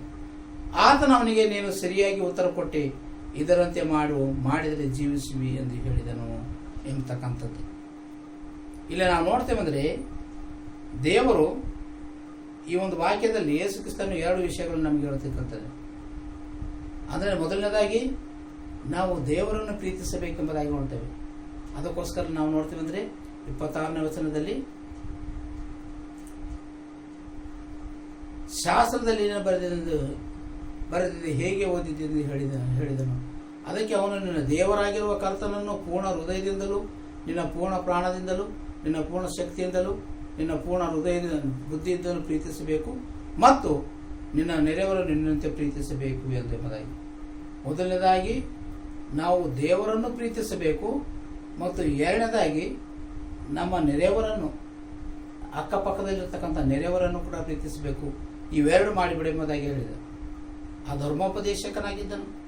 ಆತನನ್ನು ಯೇಸು ಕ್ರಿಸ್ತನ ಪರೀಕ್ಷೆ ಮಾಡಬೇಕು. ನೋಡೋಣ ಯೇಸು ಕ್ರಿಸ್ತನ ಏನು ಹೇಳ್ತಾನೆ ನಮಗೆ ಎಂಬುದಾಗಿ ಪರೀಕ್ಷೆ ಮಾಡೋದಕ್ಕಾಗಿ ಬಂದ ಸಮಯದಲ್ಲಿ ಆತನು ಹೇಳಿದೆ, ಶಾಸ್ತ್ರವನ್ನು ನೀನು ಯಾವ ರೀತಿಯಲ್ಲಿ ಓದಿದ್ದೀನಿ ನೋಡಿದೆ, ಶಾಸ್ತ್ರದಲ್ಲಿ ಏನು ಬರೆದಿದೆ, ಹೇಗೆ ಓದಿದ್ದೆ ಎಂಬುದಾಗಿ ಕೇಳ್ತಾನೆ. ಶಾಸ್ತ್ರದಲ್ಲಿ ಏನೇ ಬರೆದಿದೆ, ಯಾವ ರೀತಿಯಲ್ಲಿ ಓದಿದೆ ಎಂಬುದಾಗಿ. ಯಾವಾಗಲೂ ಕೂಡ ನಾವು ಸತ್ಯವೇದ ಧ್ಯಾನವನ್ನು ಮಾಡತಕ್ಕಂಥ ಸಮಯದಲ್ಲಿ, ಸತ್ಯವೇದನ ಓದ್ತಕ್ಕಂಥ ಸಮಯದಲ್ಲಿ ನಾವೆಂದರೆ ಒಂದು ಪ್ರಶಾಂತವಾದ ಒಂದು ಸ್ಥಳದಲ್ಲಿದ್ದುಕೊಂಡು ನಮ್ಮ ಮನಸ್ಸನ್ನೆಲ್ಲ ಅದರಲ್ಲಿಟ್ಟುಕೊಂಡು ನಾವು ದೇವರ ವಾಕ್ಯವನ್ನು ಓದಬೇಕು. ಯಾವಾಗ ದೇವರ ವಾಕ್ಯವನ್ನು ನಾವು ಧ್ಯಾನ ಮಾಡ್ತೇವೋ ಅಂಥ ಸಮಯದಲ್ಲಿ ನಮಗೇನೆಂದರೆ ಅಲ್ಲಿ ದೇವರ ವಾಕ್ಯ ಚೆನ್ನಾಗಿ ತಿಳಿಯುತ್ತದೆ. ಅದಕ್ಕೋಸ್ಕರ ನೋಡ್ರಿ, ಶಾಸ್ತ್ರದಲ್ಲಿ ಏನು ಬರೆದಿದೆ, ಹೇಗೆ ಓದಿದ್ದಿ ಎಂದು ಹೇಳಿದನು. ಅದಕ್ಕೆ ಅವನು ಹೇಳಿದನೆಂದರೆ, ನಿನ್ನ ದೇವರಾಗಿರುವ ಕರ್ತನನ್ನು ಪೂರ್ಣ ಹೃದಯದಿಂದಲೂ, ಪೂರ್ಣ ಪ್ರಾಣದಿಂದಲೂ, ಪೂರ್ಣ ಶಕ್ತಿಯಿಂದಲೂ, ಪೂರ್ಣ ಬುದ್ಧಿಯಿಂದಲೂ ಪ್ರೀತಿಸಬೇಕು ಮತ್ತು ನಿನ್ನ ನೆರೆಯವರನ್ನು ಪ್ರೀತಿಸಬೇಕೆಂಬುದಾಗಿ ಹೇಳಿದನು. ಅಂಥ ಸಮಯದಲ್ಲಿ ದೇವರಿಗೆ ಹೇಳಿದರೆ, ಹೆಚ್ಚಿಗಳಲ್ಲಿ ಹೋಗಿ ನೀನು ಅಷ್ಟೇ ಮಾಡಿಬಿಡು. ಮೊದಲನೇದಾಗಿ ನೀನು ದೇವರನ್ನು ಪ್ರೀತಿಸು ಮತ್ತು ನಿನ್ನ ನೆರೆಯವರನ್ನು ಪ್ರೀತಿಸು, ಅಷ್ಟೇ ಮಾಡಿಬಿಡು ಎಂಬುದಾಗಿ ಹೇಳಿದನು. ಹೌದು, ಕ್ರಿಸ್ತನಲ್ಲಿ ಪ್ರಿಯ ಸಹೋದರ, ಅದೇ ಪ್ರಕಾರ ಇವತ್ತಿನ ದಿವಸದಲ್ಲಿ ನಾವು ಕೂಡ ಮೊದಲನೇದಾಗಿ ದೇವರನ್ನು ಪ್ರೀತಿಸಬೇಕು, ದೇವರ ವಾಕ್ಯದ ಪ್ರಕಾರ ನಡೀಬೇಕು, ದೇವರಲ್ಲಿ ಭಯಭಕ್ತಿಯುಳ್ಳವರಾಗಿ ನಡೀಬೇಕು. ಅಂಥ ಸಮಯದಲ್ಲಿ ದೇವರ ಕೃಪೆ, ದೇವರ ಆಶೀರ್ವಾದ ನಮಗೆ ಸಿಗುತ್ತದೆ ಮತ್ತು ಆತ್ಮಿಕವಾದ ಸಂತೋಷ, ದೈವಿಕ ಒಂದು ಸಂತೋಷ, ದೈವಿಕ ಒಂದು ಪ್ರೀತಿ ನಮಗೆ ಸಿಗುತ್ತದೆ ಮತ್ತು ನಮ್ಮ ನೆರೆಯವರನ್ನು, ನಮ್ಮ ಅಕ್ಕಪಕ್ಕದಲ್ಲಿರ್ತಕ್ಕಂಥ ಜನರನ್ನು ನಾವು ಪ್ರೀತಿಸಬೇಕೆಂಬುದಾಗಿ ನೋಡ್ತೇವೆ. ನಿನ್ನ ದೇವರನ್ನು ಪ್ರೀತಿಸಿ, ಎರಡನೇದಾಗಿ ನಿನ್ನ ನೆರೆಯವರನ್ನು ಪ್ರೀತಿಸಿ ಎಂಬುದಾಗಿ ಹೇಳಿದೆ. ಅದೇ ಪ್ರಕಾರ ಮದರ್ ಟೆರಿಸಾ ಅವರು ಕೂಡ ಅವರಿಗೆ ಬಂದು ಕೆಲವೊಂದು ಜನ ನ್ಯೂಸ್ ರಿಪೋರ್ಟರ್ಸ್ ಬಂದು ಕೇಳಿದರು, ನೀನು ಇದನ್ನೆಲ್ಲ ಯಾಕೆ ಮಾಡ್ತೀಯ ಎಂಬುದಾಗಿ ನೋಡ್ತೀನಿ. ಯಾಕಂದ್ರೆ ಮದರ್ ಟೆರಿಸಾ ಅವರು ಅನೇಕ ಅನಾಥ ಮಕ್ಕಳಿಗೆ ಆಶ್ರಮವನ್ನು ಕಟ್ಟಿದರು, ಕುಷ್ಠರೋಗಿಗಳಿಗೆ, ಈ ಲೋಕದಲ್ಲಿ ಬೇಡವಾದ ಜನರಿಗೆ, ಅನೇಕ ಲಕ್ಷಗಟ್ಟಲೆ ಜನರಿಗೆ ಅಂದರೆ ಆಕೆ ಒಂದು ಆಶ್ರಯ ಮಾತೆಯಾಗಿದ್ದರು. ಅಂಥ ಸಮಯದಲ್ಲಿ ನೀನು ಇದನ್ನೆಲ್ಲ ಯಾಕೆ ಮಾಡ್ತೀಯ ಎಂಬುದಾಗಿ ಕೇಳಿದ ಸಮಯದಲ್ಲಿ ಅವರು ಹೇಳಿದರು, ದೇವರ ವಾಕ್ಯವು ಸ್ಪಷ್ಟವಾಗಿ ಹೇಳ್ತಂದ್ರೆ ನಿನ್ನ ನೆರೆಯವರನ್ನು ನಿನ್ನಂತೆ ಪ್ರೀತಿಸಿ ಎಂಬುದಾಗಿ ಹೇಳಿದರು. ಅದಕ್ಕೋಸ್ಕರ ನಾನು ಇದನ್ನೆಲ್ಲ ಮಾಡ್ತೇನೆ ಎಂಬುದಾಗಿ ಆಕೆ ಮೊದಲು ತಿಳಿಸಿದ್ರು. ಅದೇ ಪ್ರಕಾರ ಇವತ್ತಿನ ದಿವಸದಲ್ಲಿ ನಾವು ಕೂಡ ದೇವರನ್ನು ಪ್ರೀತಿಸಬೇಕು, ಎರಡನೇದಾಗಿ ನಮ್ಮ ಜೊತೆ ಮಾನವರನ್ನು, ನಮ್ಮ ನೆರೆಯವರನ್ನು ಪ್ರೀತಿಸಬೇಕು. ಅಂಥ ಸಮಯದಲ್ಲಿ ಅದರಿಂದ ನಮಗೆ ಆತ್ಮೀಕ ಒಂದು ನೀಗತಕ್ಕಂಥದ್ದಾಗಿದೆ ಎಂಬುದಾಗಿ ನಾವು ನೋಡ್ತೇವೆ. ಅದೇ ಪ್ರಕಾರ ದೇವರು ನಮ್ಮನ್ನು ದೈವಿಕ ಪ್ರೀತಿ ನಮಗೆ ಸಿಗಬೇಕಾದ್ರೆ ನಾವು ಪರಿಶುದ್ಧ ಜನರಾಗಿರಬೇಕೆಂದು ಆತನು ನಮ್ಮನ್ನು ಆರಿಸಿಕೊಂಡಿದ್ದಾನೆ. ಆತನು ನಮ್ಮನ್ನು ಆರಿಸಿಕೊಂಡಿದ್ದರೆ ಯಾಕಂದರೆ ನಾವು ಪರಿಶುದ್ಧ ಜನರಾಗಿರಬೇಕು, ಆತನ ಮಕ್ಕಳಾಗಿರಬೇಕೆಂಬುದಾಗಿ ದೇವರು ನಮ್ಮನ್ನು ಆರಿಸಿಕೊಂಡಿದ್ದಾನೆ. ಧರ್ಮೋಪದೇಶ ಕಾಂಡ 7ನೇ ಅಧ್ಯಾಯ 6 ಮತ್ತು 7ನೇ ವಚನ. ಧರ್ಮೋಪದೇಶ ಕಾಂಡ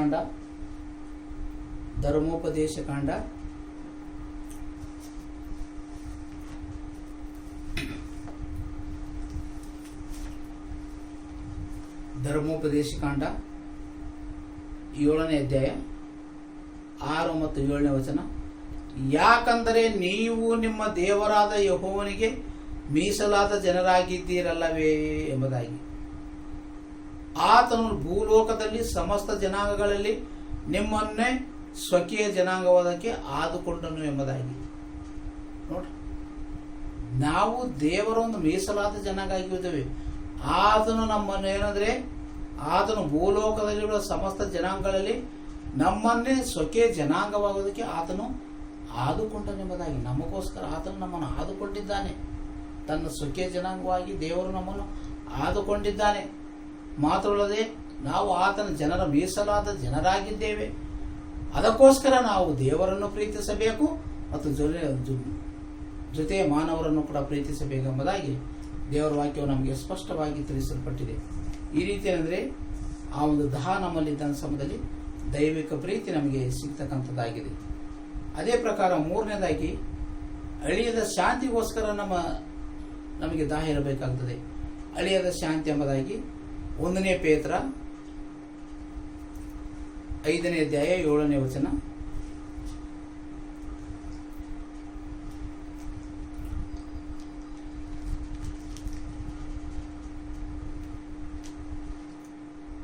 ಪೇತ್ರ 5ನೇ ಅಧ್ಯಾಯ 7ನೇ ವಚನ.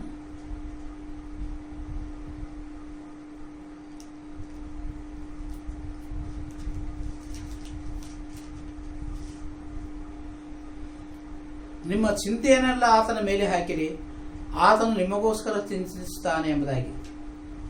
ನೋಡ್ರಿ, ನಿಮ್ಮ ಚಿಂತೆಯನ್ನೆಲ್ಲ ದೇವರ ಮೇಲೆ ಹಾಕಿರಿ, ಆತನು ನಿಮಗೋಸ್ಕರ ಚಿಂತಿಸುವನಾಗಿದ್ದಾನೆ ಎಂಬುದಾಗಿ. ಹೌದು ಕ್ರಿಸ್ತನಲ್ಲಿ ಪ್ರಿಯ ಸಹೋದರ ಸಹೋದರಿ, ನಾವು ಯಾವಾಗಲೂ ದಿನಾರಿಗೆ ದೇವರಿಗೆ ಪ್ರಾರ್ಥನೆ ಮಾಡುತ್ತೇವೋ ಮತ್ತು ದೇವರ ವಾಕ್ಯವನ್ನು ಧ್ಯಾನಿಸ್ತೇವೋ, ದೇವರಲ್ಲಿ ಭಯಭಕ್ತಿಗಳಾಗಿ ನಡೆಯುತ್ತೇವೋ, ಅಂಥ ಸಮಯದಲ್ಲಿ ದೇವರು ನಮಗೋಸ್ಕರ ಚಿಂತಿಸುವವನಾಗಿದ್ದಾನೆ. ನೋಡ, ನಿಮ್ಮ ಚಿಂತೆಯನ್ನೆಲ್ಲ ಆತನ ಮೇಲೆ ಹಾಕಿರಿ, ಆತನು ನಿಮಗೋಸ್ಕರ ಚಿಂತಿಸ್ತಾನೆ ಎಂಬುದಾಗಿ.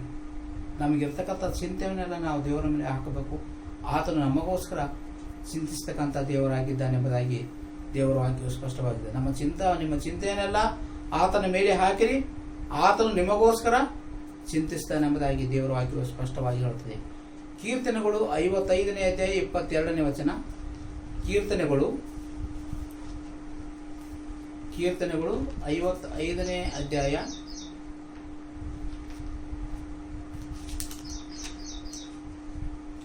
22ನೇ ವಚನ. ನಿಮ್ಮ ಚಿಂತಾಭಾರವನ್ನೆಲ್ಲ ಆತನ ಯೆಹೋವನ ಮೇಲೆ ಹಾಕಿರಿ, ಆತನು ನಿಮ್ಮನ್ನು ಉದ್ಧಾರ ಮಾಡುವನು, ನೀತಿವಂತನು ಎಂದಿಗೂ ಕತ್ತಲಗೊಳಿಸನೆಂಬುದಾಗಿ. ನಾವು ನಮ್ಮ ಚಿಂತಾಭಾರವನ್ನೆಲ್ಲ ಯೆಹೋವನ ಮೇಲೆ ಹಾಕಿದ ಸಮಯದಲ್ಲಿ ಆತನು ನಮ್ಮನ್ನು ಉದ್ಧಾರ ಮಾಡತಕ್ಕಂಥವನಾಗಿದ್ದಾನೆ. ನಿಮ್ಮ ಚಿಂತಾಭಾರವನ್ನೆಲ್ಲ ಯೆಹೋವನ ಮೇಲೆ ಹಾಕಿರಿ, ಆತನು ನಿಮ್ಮನ್ನು ಉದ್ಧಾರ ಮಾಡ್ತಕ್ಕಂಥ ದೇವರಾಗಿದ್ದಾನೆ. ದೇವರು ನಮ್ಮನ್ನು ಉದ್ಧಾರ ಮಾಡ್ತಕ್ಕಂಥವಾಗಿದ್ದಾನೆ. ದೇವರು ನಮ್ಮನ್ನು ಅಭಿವೃದ್ಧಿಪಡಿಸ್ತಕ್ಕಂಥವರಾಗಿದ್ದಾನೆ. ಯಾವಾಗಂದರೆ ನಮ್ಮ ಚಿಂತಾಭಾರವನ್ನೆಲ್ಲ ನಾವು ದೇವರ ಮೇಲೆ ಹಾಕಬೇಕು. ನಿಮ್ಮ ಚಿಂತಾಭಾರವನ್ನೆಲ್ಲ ಕೀರ್ತನೆಗಳು 55ನೇ ಅಧ್ಯಾಯ 22ನೇ ವಚನದಲ್ಲಿ, ನಿನ್ನ ಚಿಂತಾಭಾರವನ್ನೆಲ್ಲ ಯೆಹೋವನ ಮೇಲೆ ಹಾಕು, ಆತನು ನಿನ್ನನ್ನು ಉದ್ಧಾರ ಮಾಡುವನು, ನೀತಿವಂತನನ್ನು ಎಂದಿಗೂ ಕತ್ತಲಗೊಳಿಸನೆಂಬುದಾಗಿ ದೇವರ ವಾಕ್ಯವು ಸ್ಪಷ್ಟವಾಗಿರುತ್ತದೆ. ನಮ್ಮ ಚಿಂತೆಯನ್ನೆಲ್ಲ ದೇವರ ಮೇಲೆ ಹಾಕಿದ ಸಮಯದಲ್ಲಿ ಆತನು ನಮ್ಮನ್ನು ಉದ್ಧಾರ ಮಾಡತಕ್ಕಂಥವನಾಗಿದ್ದಾನೆ ಮತ್ತು ನಾವು ಯಾವಾಗಲೂ ಕೂಡ ಕದಲಗೊಡದಂತೆ ನೀತಿ ಮಾರ್ಗದಲ್ಲಿ ನಡೆಯಲು ದೇವರು ನಮಗೆ ಸಹಾಯ ಮಾಡತಕ್ಕಂಥವನಾಗಿದ್ದಾನೆ. ನಮ್ಮ ಚಿಂತಾಭಾರವನ್ನೆಲ್ಲ ಯೆಹೋವನ ಮೇಲೆ ಹಾಕಬೇಕು. ಅಂಥ ಸಮಯದಲ್ಲಿ ಆ ಒಂದು ಅಳಿಯದ ಒಂದು ಶಾಂತಿ ದೇವರು ನಮಗೆ ಕೊಡ್ತಕ್ಕಂಥವನಾಗಿದ್ದಾನೆ. ರೋಮಾಪುರದವರಿಗೆ ಬರೆದ ಪತ್ರಿಕೆ 15ನೇ ಅಧ್ಯಾಯ 33ನೇ ವಚನ.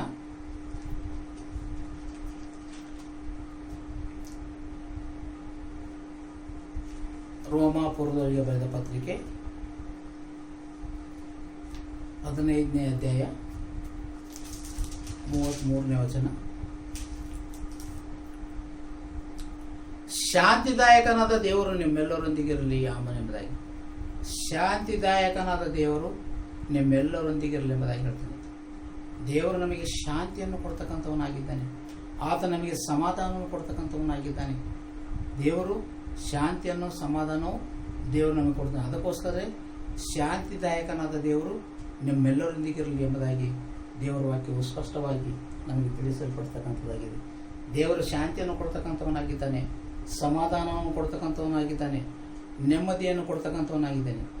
ಶಾಂತಿ, ಸಮಾಧಾನ, ನೆಮ್ಮದಿ ಬರ್ತಕ್ಕಂಥದ್ದು ಇದು ಹಣದಿಂದ ಸಿಗ್ತಕ್ಕಂಥದ್ದಲ್ಲ.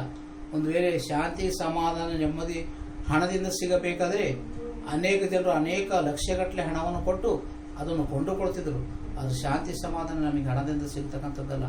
ಶಾಂತಿ ಸಮಾಧಾನ ಸಿಗ್ತಕ್ಕಂಥದ್ದು ದಿನಾಲು ಪ್ರಾರ್ಥನೆ ಮಾಡುವ ಮುಖಾಂತರ, ದಿನಾಲು ಸತ್ಯವೇದ ಧ್ಯಾನವನ್ನು ಮಾಡೋದ್ರ ಮುಖಾಂತರ, ದೇವರಲ್ಲಿ ಭಯಭಕ್ತರಾಗಿ ನಡೆದ ಸಮಯದಲ್ಲಿ ದೇವರು ನಮಗೆ ಶಾಂತಿಯನ್ನು, ಸಮಾಧಾನವನ್ನು, ನೆಮ್ಮದಿಯನ್ನು ಕೊಡ್ತಾಗಿದ್ದಾನೆ. ಒಬ್ಬರು ಹೀಗೆ ಹೇಳ್ತಂದ್ರೆ, ಶಾಂತಿ, ಸಮಾಧಾನ, ನೆಮ್ಮದಿ ಅಂತಕ್ಕಂಥದ್ದೇ ಒಂದು ಪುಟ್ಟ, ಯಾವ ಕುಟುಂಬದಲ್ಲಿ ಶಾಂತಿ, ಸಮಾಧಾನ, ನೆಮ್ಮದಿ ಇರ್ತದೋ ಅದು ಒಂದು ಪುಟ್ಟ ಸ್ವರ್ಗ ಎಂಬುದಾಗಿ ಹೇಳ್ತಾರೆ.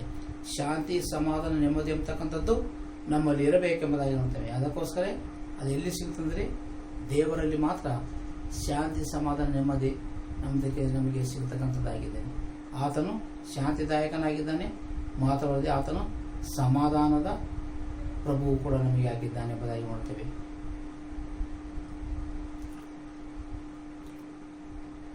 ಮೀಕ 5:5 ವಚನ, ಮೀಕನ ಪ್ರವಾದನ ಗ್ರಂಥ, ಹಳೆಯ ಒಡಂಬಡಿಕೆಯಲ್ಲಿ ಮೀಕನ ಪ್ರವಾದನ ಗ್ರಂಥ 5ನೇ ಅಧ್ಯಾಯ 5ನೇ ವಚನ.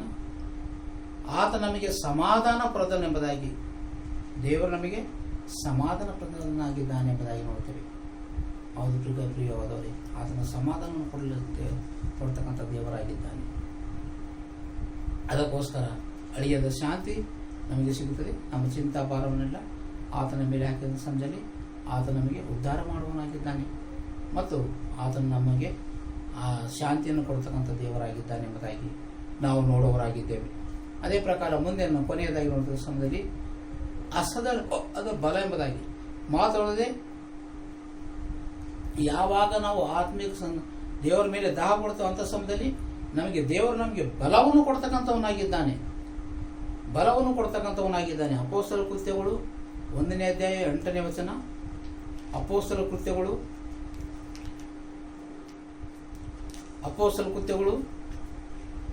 1ನೇ ಅಧ್ಯಾಯ 8ನೇ ವಚನ. ಅಪೊಸ್ತಲ ಕೃತ್ಯಗಳು 1ನೇ ಅಧ್ಯಾಯ 8ನೇ ವಚನ.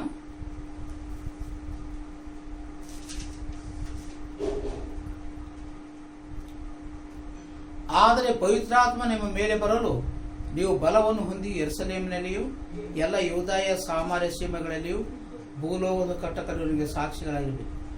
ಆದರೆ ನಿಮ್ಮ ಮೇಲೆ ಪವಿತ್ರಾತ್ಮ ಬರಲು ನೀವು ಬಲವನ್ನು ಹೊಂದುತ್ತೀರಿ ಎಂಬುದಾಗಿ. ಯಾವಾಗ ಯೇಸು ಕ್ರಿಸ್ತನು ನಮಗೋಸ್ಕರ ತನ್ನ ಅಮೂಲ್ಯವಾದ ರಕ್ತವನ್ನು ಕ್ರೂಜೆಯ ಕಂಬದ ಮೇಲೆ ಸುರಿಸಿದನು, ನಮಗೋಸ್ಕರ ತನ್ನ ಅಮೂಲ್ಯವಾದ ಪ್ರಾಣವನ್ನು ಕ್ರೂಜೆಯ ಮೇಲೆ ಕೊಟ್ಟನು. ಅದೇ ಪ್ರಕಾರ 3ನೇ ದಿವಸದಲ್ಲಿ ಆತನು ಪುನರುತ್ಥಾನಗೊಂಡನು, ಎದ್ದು ಬಂದಿದ್ದಾನೆ. 3ನೇ ದಿವಸದಲ್ಲಿ ಎದ್ದು ಬಂದಿದ್ದಾನೆ. ಯಾವಾಗ ಯೇಸು ಕ್ರಿಸ್ತನು ಈ ಲೋಕದಲ್ಲಿ ಇದ್ದೊಂದು ಶಿಷ್ಯರ ಸಂಗಡ ಇದ್ದ ಸಮಯದಲ್ಲಿ ಶಿಷ್ಯರು ಬಹಳ ಆರಾಮವಾಗಿದ್ದರು. ಯಾರು ಬಂದರೂ ಕೂಡ ಯೇಸು ಕ್ರಿಸ್ತನಿಗೆ ಕ್ವಶನ್ ಕೇಳ್ತಿದ್ರು, ಆನ್ಸರ್ ಮಾಡ್ತಿದ್ದ ಯೇಸು ಕ್ರಿಸ್ತನು. ಆದರೆ ಯಾವಾಗ ಯೇಸು ಕ್ರಿಸ್ತನು ಆತನು ಇಹಲೋಕವನ್ನು ಬಿಟ್ಟು ಆತನು ಮೇಲ ಲೋಕಕ್ಕೆ ಹೋಗುವ ಸಮಯದಲ್ಲಿ ಆತನು ಏನು ಮಾಡ್ತಿದ್ದಾನೆಂದರೆ, ಆತನ ಶಿಷ್ಯರು ಬಹಳ ಇದಾಗಿಬಿಟ್ಟಿತ್ತು, ಅವರಿಗೆ ಅಂಜಿಕೆ ಆಗಿತ್ತು. ಅಂಥ ಸಮಯದಲ್ಲಿ ದೇವರವರಿಗೆ ಏನಂತಂದರೆ ಅವರಿಗೆ ಧೈರ್ಯವನ್ನು ತುಂಬಿದ. ನೀವೇನಂದರೆ, ನೀವು ಎದುರ್ಲಕ್ಕೆ ಹೋಗ್ಬೇಡ್ರಿ, ನಾನು ಮೇಲಕ್ಕೆ ಹೋಗಿ ನಿಮಗೆ ಪವಿತ್ರಾತ್ಮ ಅಂತಕ್ಕಂಥ ಬಲವನ್ನು ಕೊಡ್ತೇನೆ ಎಂಬುದಾಗಿ ಹೇಳ್ತಾನೆ. ಅದೇ ಪ್ರಕಾರ ಅಲ್ಲಿ ನಾವು ನೋಡ್ತೇವೆ ಅಂದರೆ ಅಪೊಸ್ತಲ ಕೃತ್ಯಗಳು 8ನೇ ಅಧ್ಯಾಯ 1ನೇ ಅಧ್ಯಾಯ 8ನೇ ವಚನದಲ್ಲಿ, ಆದರೆ ನಿಮ್ಮ ಮೇಲೆ ಪ್ರಯತ್ನವನ್ನು ಬರಲು ನೀವು ಬಲವನ್ನು ಹೊಂದುತ್ತೀರಿ ಎಂಬುದಾಗಿ. ನೀವು ಬಲವನ್ನು ಹೊಂದುತ್ತೀರಿ. ಅದೇ ಪ್ರಕಾರ ನೀವು ಯೆರೂಸಲೇಮು, ಯೂದಾಯ, ಭೂಲೋಕದ ಕಟ್ಟಕಡೆಯವರೆಗೂ ನನಗೆ ಸಾಕ್ಷಿಗಳಾಗಿರಬೇಕೆಂಬುದಾಗಿ ದೇವರ ವಾಕ್ಯವು ಸ್ಪಷ್ಟವಾಗಿ ಹೇಳುತ್ತದೆ. ಅಂದರೆ ದೇವರು ನಮಗೆ ಪವಿತ್ರಾತ್ಮ ಅಂತಕ್ಕಂಥ ಬಲವನ್ನು ಆತ ನಮಗೆ ಕೊಡ್ತಕ್ಕಂಥವನಾಗಿದ್ದಾನೆ ಎಂಬುದಾಗಿ ನಾವು ನೋಡುವವರಾಗಿದ್ದೇವೆ. ಅದೇ ಪ್ರಕಾರ ಲೂಕನ ಬರೆದ ಸುವಾರ್ತೆ 24ನೇ ಅಧ್ಯಾಯ 49ನೇ ವಚನ. ಲೂಕನ ಬರೆದ ಸುವಾರ್ತೆ 24ನೇ ಅಧ್ಯಾಯ 49ನೇ ವಚನದಲ್ಲಿ, ಇಗೋ ನನ್ನ ತಂದೆಯು ವಾಗ್ದಾನ ಮಾಡಿದ್ದನ್ನು ನಿಮಗೆ ಕಳಿಸಿಕೊಡ್ತೇನೆ. ದೇವರು ಮೇಲಿನ ಲೋಕದಿಂದ ನಿಮಗೆ ಶಕ್ತಿಯನ್ನು ಹೊದಿಸುವ ತನಕ ಈ ಪಟ್ಟಣದಲ್ಲೇ ಕಾದುಕೊಂಡಿರಲಿ ಎಂದು ಹೇಳಿದ ಎಂಬುದಾಗಿ ನೋಡ್ತೇವೆ. ಅಂದ್ರೇನು? ನಾನು ನಿಮಗೆ ವಾಗ್ದಾನ ಮಾಡ್ತೇನೆ ಅಂದರೆ ಮೇಲನದಿಂದ ನಿಮಗೆ ಶಕ್ತಿಯನ್ನು ಕೊಡ್ತೇನೆ ಎಂಬುದಾಗಿ ಹೇಳ್ತೇನೆ.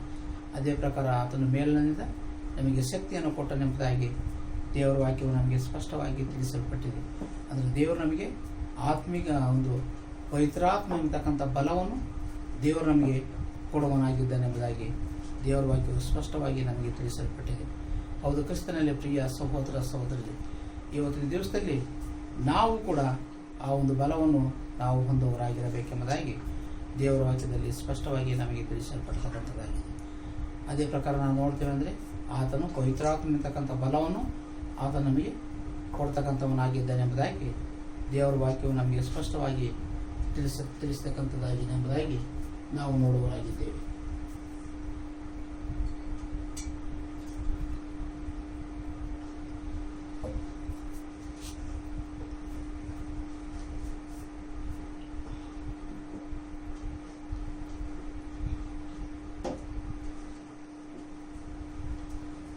ಅಂದರೆ ದೇವರು ನಮಗೆ ಆತ್ಮೀಯ ಒಂದು ಪವಿತ್ರಾತ್ಮ ಎಂಬತಕ್ಕಂಥ ಬಲವನ್ನು ನಮಗೆ ಕೊಡಲಿಕ್ಕಿದ್ದಾನೆ ಎಂಬುದಾಗಿ ನೋಡ್ತೀವಿ. ಅದಕ್ಕೋಸ್ಕರ ನಮಗೆ ದೇವರ ವಾಕ್ಯವನ್ನು ಆತ್ಮಿಕ ಸಂತೋಷದ ಮೇಲೆ ನಮಗೆ ದಾಹ ಇರಬೇಕು. ಆತನು ನಮಗೆ ಆತ್ಮಿಕ ಸಂತೋಷವನ್ನು ಕೊಡ್ತಾನೆ. ಮತ್ತು ದೈವಿಕ ಪ್ರೀತಿ ಮೇಲೆ ನಮಗೆ ದಾಹ ಇರಬೇಕು. ಆತ ನಮಗೆ ದೈವಿಕವಾದ ಪ್ರೀತಿಯನ್ನು ಕೊಡುವನಾಗಿದ್ದಾನೆ. ಅದೇ ಪ್ರಕಾರ ನಮಗೆ ಶಾಂತಿಯನ್ನು ಸಿಗಬೇಕಾದ್ರೆ ಅಂಥ ಒಂದು ದಾಹ ಇರಬೇಕು. ಆತ ನಮಗೆ ಶಾಂತಿಯನ್ನು ಕೊಡುವನಾಗಿದ್ದಾನೆ. ಮತ್ತು ನಮಗೆ ಪವಿತ್ರಾತ್ಮವರನ್ನು ಪಡೆದುಕೊಳ್ಳಬೇಕಂತ ದಾಹ ಇರಬೇಕು. ಆತನು ನಮಗೆ ಪವಿತ್ರಾತ್ಮವರನ್ನು ಕೊಟ್ಟು ಬಲವನ್ನು ಕೊಡೋಣ. ಈ ರೀತಿಯಾಗಿ ನಾವು ದೇವರ ವಾಕ್ಯದಲ್ಲಿ ನೋಡ್ತೀವಿ ಅಂದರೆ ಆ ರೀತಿ ನಾವು ದಾಹಗೊಳ್ಳಬೇಕೆಂಬುದಾಗಿ ದೇವರ ವಾಕ್ಯವು ಸ್ಪಷ್ಟವಾಗಿ ತಿಳಿಸಲ್ಪಡ್ತದೆ. ಹೌದು, ಕ್ರಿಸ್ತನಲ್ಲಿ ಪ್ರಿಯ ಸಹೋದರ ಸಹೋದರಿ, ಇವತ್ತಿನ ದಿವಸದಲ್ಲಿ ನಾವು ಕೂಡ ದಿನಾಲು ದೇವರಿಗೆ ಪ್ರಾರ್ಥನೆ ಮಾಡಿಕೊಳ್ಳೋಣ. ದಿನಾಲು ದೇವರ ವಾಕ್ಯವನ್ನು ಧ್ಯಾನ ಮಾಡೋಣ. ದೇವರಲ್ಲಿ ಭಯಭಕ್ತಿಯುಳ್ಳವರಾಗಿ ನೋಡೋಣ. ಯಾವಾಗ ನಾವು ದೇವರಲ್ಲಿ ಭಯ ಭಕ್ತಿಯುಳ್ಳವರಾಗಿ ನಡೀತೇವೋ ಅಂಥ ಸಮಯದಲ್ಲಿ ದೇವರು ನಮ್ಮ ಪ್ರಾರ್ಥನೆಯನ್ನು ಕೇಳೋನಾಗಿದ್ದಾನೆ.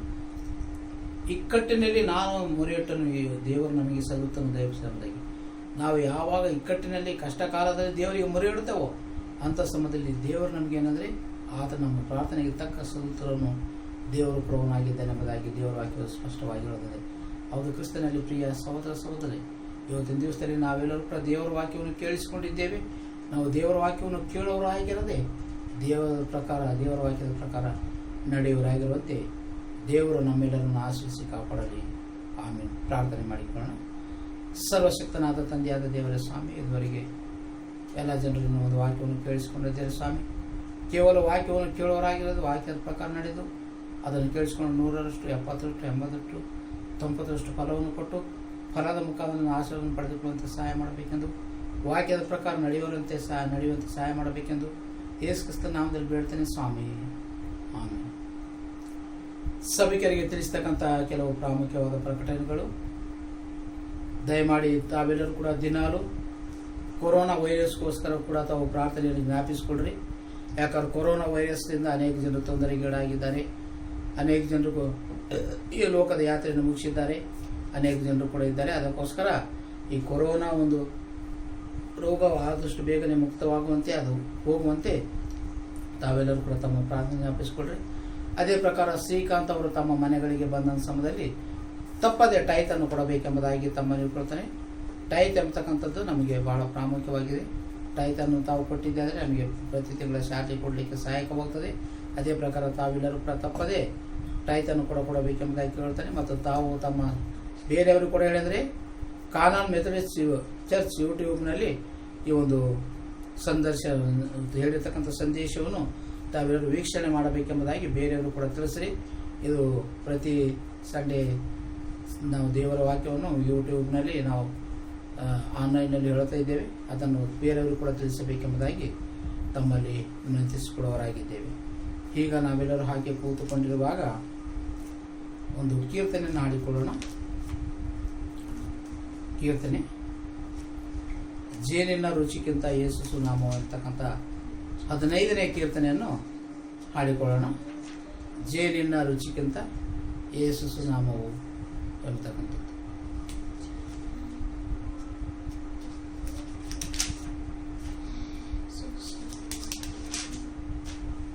ಜೇನಿನ ರುಚಿಗಿಂತ ಯೇಸು ನಾಮವು ದಿವ್ಯ ಮಧುರವಾದೆ. ಅದನ್ನು ಧ್ಯಾನಕ್ಕೆ ತಂದು ಹೊಂದಲು ಬನ್ನಿ ರಾತನ ಸೇವಕರೇ. ಜೇನಿನ ರುಚಿಗಿಂತ ಯೇಸು ನಾಮವು ದಿವ್ಯ ಮಧುರವಾದೆ. ವಾದೆ ಲೋಕದ ಮೇಲೆ ಪ್ರೀತಿಯ ತುಂಬಿ ಕಷ್ಟಗಳನ್ನು ತಾಳೆ ಲೋಕದ ಮೇಲೆ ಪ್ರೀತಿಯ ತುಂಬಿ ಕಷ್ಟಗಳನ್ನು ತಾಳೆ ಪಾಪ ಶೋಕವಾರಸಿ ಶಾಪವು ಕಳೆದನು ಧ್ಯಾನಿಸು ನೀ ಮನವೇ ಜೇನಿನ ರುಚಿಗಿಂತ ಯೇಸು ಸುನಾಮವು ದಿವ್ಯ ಮಧುರವಾದೆ ಪಾಪಿಯನುಳಿಸಲು ಹೀಗೆಯ ತನ್ನ ಪ್ರಾಣವನ್ನೇ ಕೊಟ್ಟ ಪಾಪಿಯನುಳಿಸಲು ಹೀಗೆಯ ತನ್ನ ಪ್ರಾಣವನ್ನೇ ಕೊಟ್ಟ ಶ್ರೇಷ್ಠ ಭೂಪನ ಕರುಣೆ ಸ್ತೋತಿರುವುದನ್ನು ಬಿಡದೆ ಸೇವಿಸಿರಿ ಜೇನಿನ ರುಚಿಗಿಂತ ಯೇಸು ಸುನಾಮವು ದಿವ್ಯ ಮಧುರವಾದೆ ಮೇಲನ ಕೊಡಿಸಲು ಕರುಣೆಯಿಂದಾಳುವ ರಕ್ಷಕನಾದವನು ಮೇಲನು ಕೊಡಿಸಲು ಕರುಣೆಯಿಂದಾಳುವ ರಕ್ಷಕನಾದವನು ನಿನ್ನ ಪಾಲಿಗೆ ಸಿಕ್ಕಲು ಶ್ರಮೆಯನ್ನು ಹೊಂದಿ ಬೇಗನೆ ನೀ ಪಡಕೋ ಜೇನಿನ ರುಚಿಗಿಂತ ಯೇಸು ಸುನಾಮವು ದಿವ್ಯ ಮಧುರವಾದೆ ಶ್ರಮೆಯೊಳಗಿಂಪು ಚಿಂತೆಗೆ ಶಾಂತಿ ಕೊಡುವಿಷ್ಟನ ಬಳಿಗೆ ಶ್ರಮೆಯೊಳಗಿಂಪು ಚಿಂತೆಗೆ ಶಾಂತಿ ಕೊಡುವಿಷ್ಟನ ಬಳಿಗೆ ಬೇಗ ಭ್ರಮೆಯಂಬಂದು ಪ್ರಾರ್ಥನೆ ಮಾಡಿ ಪಡಕೋ ನೀ ಮನವೇ ಜೇನಿನ ರುಚಿಗಿಂತ ಯೇಸು ಸುನಾಮವು ದಿವ್ಯ ಮಧುರವಾದೆ ಮಾತಾ ಪಿತಾರ ಬಂಧು ಬಳಗವಂ ಆತುಕೊಂಡಾರೇನು ಮಾತಾ ಪಿತಾರ ಬಂಧು ಬಳಗವಂ ಆತುಕೊಂಡಾರೇನು ನೀನು ನೀತಿಯ ಕ್ರಿಸ್ತನ ಪ್ರೀತಿ ಹರ್ಷದಿ ಸಂಭ್ರಮಿ ಸೋಮನವೇ ಜೇನಿನ ರುಚಿಗಿಂತ ಯೇಸು ಸುನಾಮವು ದಿವ್ಯ ಮಧುರವಾದೆ ನೂತನ ಹಿಮದ ಹಾಗೆ ಜಗತ್ತು ಸೂಕ್ಷ್ಮದಿ ಕಳೆದಿತ್ತು ನೂತನ ಹಿಮದ ಹಾಗೆ ಜಗತ್ತು ಸೂಕ್ಷ್ಮದಿ ಕಳೆದಿತ್ತು ಎಂದು ಆತನ ಪದವಂಬರವಸದೆ ದಾವಿಶ್ವಾಸಿಸಿ ಬದಕೋ ಜೇನಿನ ರುಚಿಗಿಂತ ಯೇಸು ಸುನಾಮವು ದಿವ್ಯ ಮಧುರವಾದೆ ಭೂಲೋಕದವರು ಮೇಲೋಕದವರು ಕೀರ್ತಿಪನಾಮವ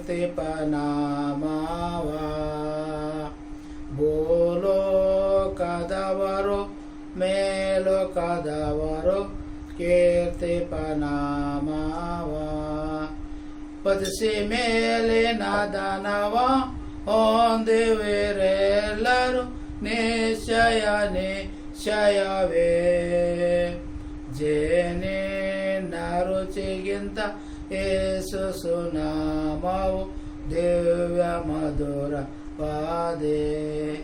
ಅದನ್ನು ಧ್ಯಾನಕ್ಕೆ ತಂದು ಹೊಂದಲು ಬನ್ನಿ ರಾತನ ಸೇವಕರೇ. ಪ್ರಾರ್ಥನೆ ಮಾಡಿಕೊಳ್ಳೋಣ. ಸರ್ವಶಕ್ತನಾದ ತಂದೆಯಾದ ದೇವರೇ ಸ್ವಾಮಿ, ಇದುವರೆಗೆ ನಾವು ಪ್ರತಿ ಭಾನುವಾರ ಕೂಡ ಸ್ವಾಮಿ ಆನ್ಲೈನಲ್ಲಿ ಪ್ರಾರ್ಥನೆಯನ್ನು ಮಾಡ್ತಿದ್ದೇವೆ. ಅದಕ್ಕಾಗಿ ನಾವು ಸಲ್ಲಿಸ್ತೇವೆ ಸ್ವಾಮಿ.